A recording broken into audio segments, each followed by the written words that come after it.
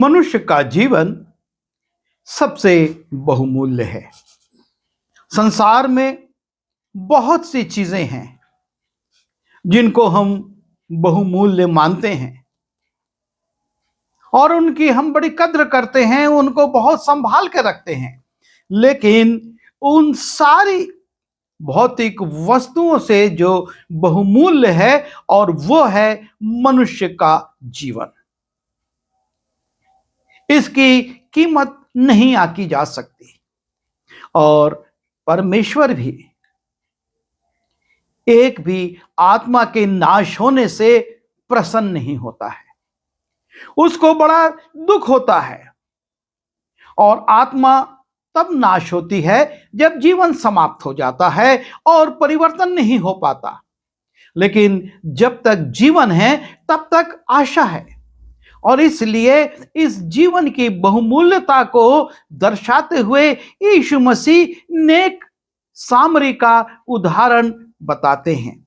जब हम लूका रचित सुसमाचार उसके 10वें अध्याय के 30वें पद से 37वें पद में जाते हैं, वहां पर हम इस उदाहरण को देखते हैं जिसमें कि यीशु मसीह एक सामरी का उल्लेख कर रहे हैं और समझा रहे हैं कि किस प्रकार से समाज के प्रतिष्ठित लोग, उच्च पदों पर आसीन लोग उस मार्ग से निकलते हैं और एक घायल व्यक्ति को देखकर नजरअंदाज करके वहां से चले जाते हैं।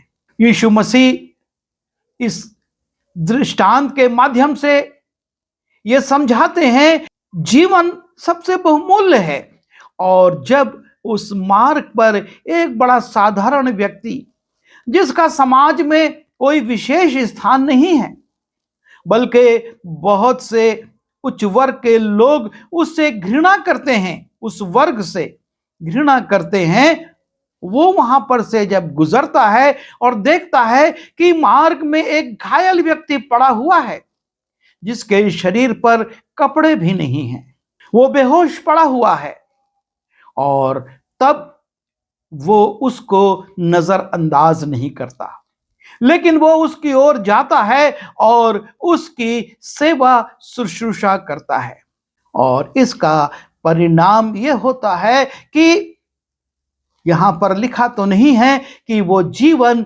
बच जाता है।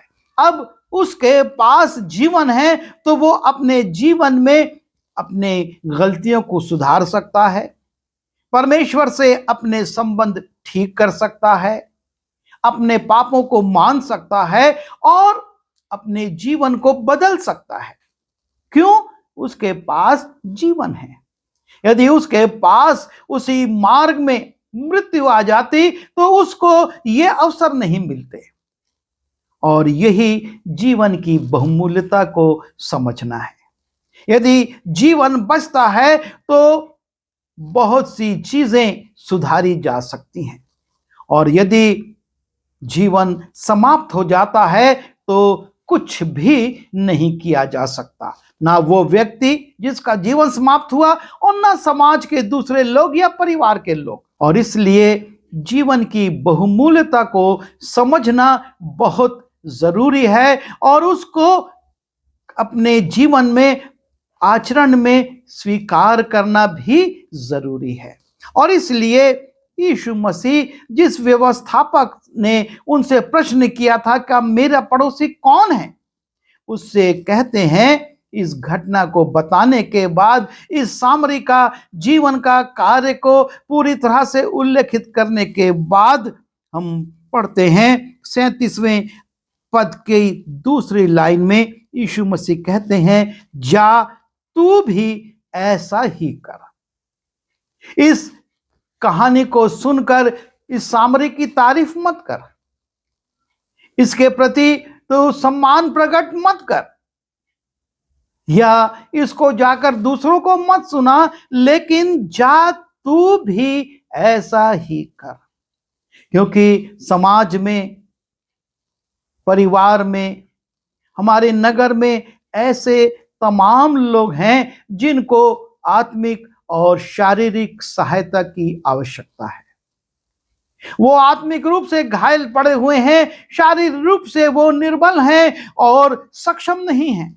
उनके बीच में जब हम रहते हैं, हम उन व्यक्तियों के समान जो कि देखते हैं और नजरअंदाज करके चले जाते हैं, वैसा ना करें, लेकिन हम उनकी सुधि लें, हम उनकी आत्मिक सहायता करें, उनको वचन से समझाएं, सिखाएं, उनकी गलतियां उनको बताएं और सुधार का मार्ग बताएं।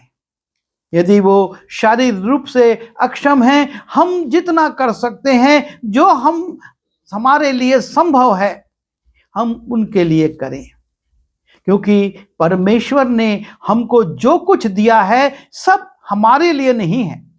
हम इस धोखे में ना रहें कि सारा धन जो हमको मिलता है वो केवल हमारे परिवार के लिए है। परमेश्वर चाहता है कि उसके माध्यम से हम दूसरों की भी चिंता करें और दूसरों के लिए भी कुछ करें।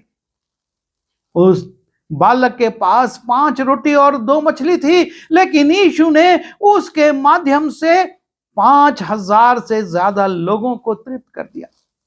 वो सिर्फ टिफिन उस बच्चे के लिए नहीं था, लेकिन इतने ढेर लोगों के लिए वो परमेश्वर के अनुग्रह से लाभकारी हो गया। हमारे पास थोड़ा हो सकता है, लेकिन ये थोड़ी सी धनराशि, ये थोड़ा सा हमारा माल बहुतों की तृप्ति का, बहुतों की सहायता का कारण बन सकता है, बशर्ते हम उसको उनके लिए खर्च करने के लिए तैयार हों, हम स्वार्थी ना हो। ये सामरी स्वार्थी नहीं हुआ कि मेरा कपड़ा खराब हो जाएगा, मेरी सवारी गंदी हो जाएगी।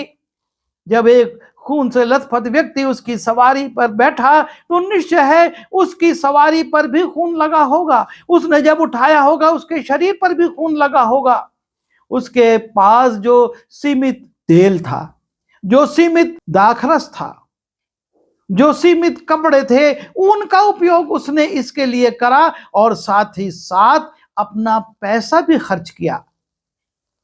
उस सराय के मालिक को उसने जो पहले दिया तो दिया, बाद में एडवांस भी दिया, 2 दीनार दे दी कि इसकी सेवा करना। प्रभु हमसे भी यही कहता है, जा तू भी ऐसा ही कर। और इसलिए सिर्फ इस कहानी को पढ़ लेना, इसके ऊपर चिंतन करना, इस पर प्रचार करना पर्याप्त नहीं है, पर इसका अनुसरण करना जरूरी है।